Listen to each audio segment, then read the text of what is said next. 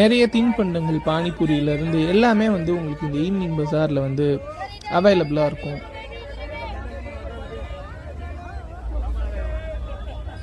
அதே மாதிரி இங்கே இருக்கக்கூடிய பெல்ட் எல்லாமே வந்து 100 to 250 ரேஞ்சில் வந்து ரொம்ப சீப் அண்ட் பெஸ்ட்டாகவே வந்து லெதர் பெல்ட்ஸ் வந்து நம்மளால் இங்கே வாங்க முடியும்.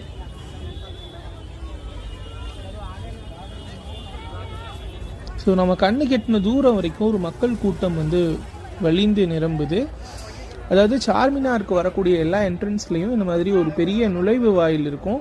இதை தாண்டி தான் நம்மளால் சார்மினாருக்குள்ளே வர முடியும்.